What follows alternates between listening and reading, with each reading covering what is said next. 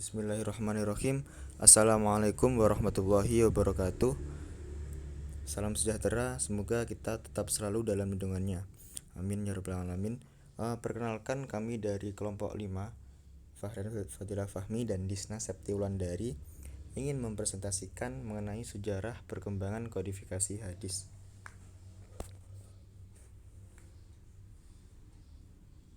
Yang pertama yang dibahas yaitu sejarah dan perkembangan kodifikasi hadis. Kodifikasi dalam bahasa Arab dikenal dengan al-tadwin yang berarti codification, yaitu mengumpulkan dan menyusun.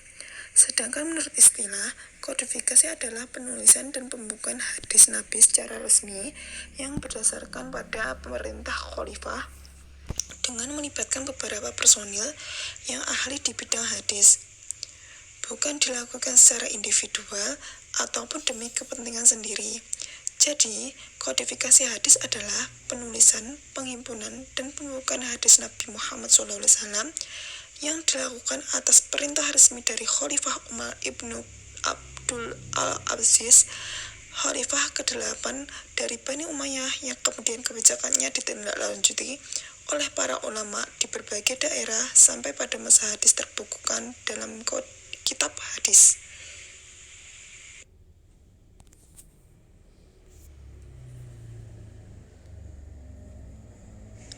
Para ulama dalam upaya berusaha untuk mengembangkan hadis dan membinanya serta segala hal yang mempengaruhi hadis tersebut. Sehingga para ulama muhaddisin membagi sejarah hadis dalam beberapa bagian, yaitu sejarah perkembangan hadis pra dan pasca kodifikasi.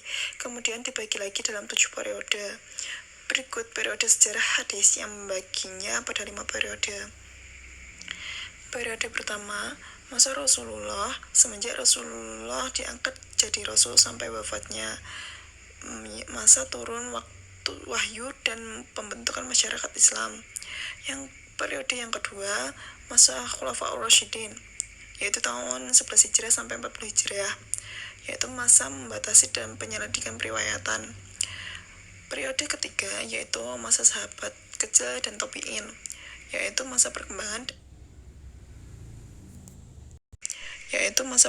dan penyebarluasan periwayatan hadis. Periode keempat yaitu masa abad 2 dan 3 Hijriah, yaitu masa pembukaan dan penulisan. Yang kelima, periode kelima yaitu masa mutakhir, yaitu masa penyempurnaan penyusunan hadis.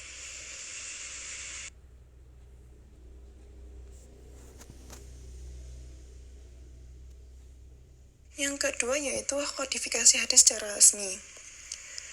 Sebagaimana yang telah diketahui bahwa pada abad pertama Hijriah, yakni masa Nabi, masa Al-Khulafaur Rasyidin, hingga berakhirnya abad pertama Hijriah, tradisi penulisan serta penyebaran hadis masih bergantung pada hafalan para sahabat dan tulisan-tulisan pribadi mereka.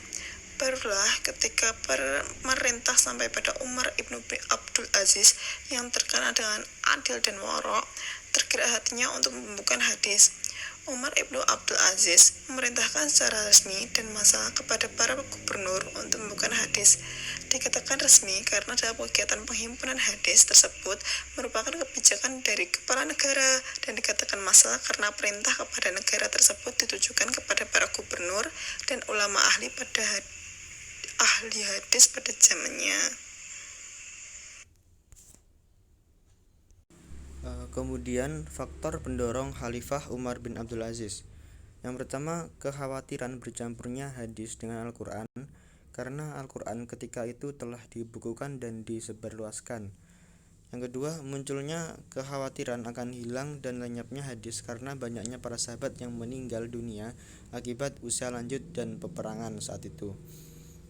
Yang ketiga, semakin maraknya kegiatan pemalsuan hadis yang melatar belakangi oleh perpecahan politik dan perbedaan mazhab di kalangan umat Islam, sehingga upaya yang menyelamatkan hadis sehingga dengan cara pembukuannya setelah melalui seleksi yang ketat harus segera dilakukan. Yang keempat, karena telah semakin luasnya daerah kekuasaan Islam disertai dengan semakin banyak dan kompleksnya permasalahan yang dihadapi oleh umat Islam, maka Hal tersebut menuntut mereka untuk mendapatkan petunjuk hadis Rasulullah selain petunjuk Al-Quran sendiri, yang melatar belakangi kebijakan Umar bin Abdul Aziz untuk membukukan hadis secara resmi adalah: 1. Sebelumnya hadis tersebar dalam lembaran dan catatan masing-masing sahabat. Misalnya sahifah yang dimiliki Abdullah ibnu Umar, Jabir dan Hammam bin Munabbih. Ahli hadis menyerahkan semua berurusan tentang penulisan hadis kepada hafalan para sahabat yang lafadznya mereka terima langsung dari Nabi. Namun ada juga sahabat yang hanya tahu maknanya dan tidak pada lafadznya. Hal itulah yang kemudian menjadikan adanya perselisihan riwayat penukilan sekaligus rawinya. Dari situ ada kekhawatiran dari Umar bin Abdul Aziz kalau nanti hadis Nabi disia-siakan oleh umatnya. Yang kedua, penulisan dan penyebaran hadis yang terjadi dari masa Nabi sampai masa sahabat masih bersifat kolektif individual, dan juga ada perbedaan para sahabat dalam menerima hadis. Dengan kondisi yang seperti itu dikhawatirkan akan terjadi penambahan dan pengurangan pada lafaz hadis yang diriwayatkan. 3. Meluasnya kekuasaan Islam ke berbagai negara yang kemudian memiliki pengaruh besar pada 3 benua, yaitu Asia, Afrika, dan sebagian benua Eropa. Dengan demikian juga menjadikan para sahabat tersebar ke negara-negara tersebut.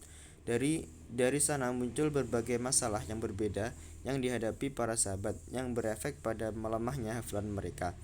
Belum lagi banyak sahabat yang meninggal di medan perang demi membela panji-panji keislaman.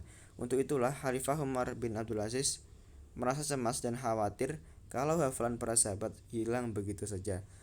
Yang terakhir, banyak bermunculan hadis-hadis palsu, terutama setelah wafatnya Khalifah Ali bin Abi Thalib sampai pada masa dinasti Umayyah, yang membuat umat Islam terpecah menjadi beberapa golongan yang membawa mereka untuk mendatangkan keterangan hadis yang diperlukan untuk mengabsahkan sebagai golongan yang paling benar.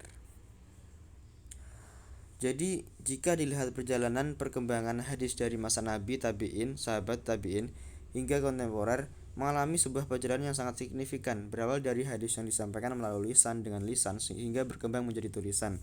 Dikarenakan hal tersebut adalah kekhawatiran akan hilangnya hadis Nabi SAW, tentunya penulisan tersebut memerlukan waktu yang lebih lama daripada saat pengkompilasian Al-Quran. Hadis menjadi resmi dikodifikasikan pada masa tabi'in, yaitu saat Khalifah Umar bin Abdul Aziz, di mana perkembangan hadis sampai kepada puncaknya sehingga perlu upaya untuk menanggulangi tersebarnya hadis-hadis palsu.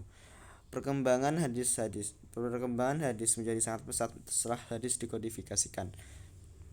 Hal ini terbukti dengan munculnya kitab-kitab hadis dan term keilmuan yang berorientasi sebagai penyeleksi hadis atau penjelasan yang berkutat pada kritik sanad dan matan hadis. Hingga kini seiring perkembangan zaman di era digital, hadis sudah dikemas sedemikian rupa menjadi aplikasi agar dalam mengkaji hadis menjadi semakin mudah. Itu tadi presentasi dari kelompok 5 terkait perkembangan kodifikasi hadis. Ada kesalahan dalam penyampaian ataupun penulisan ini, kami memohon maaf yang seikhlas-ikhlasnya.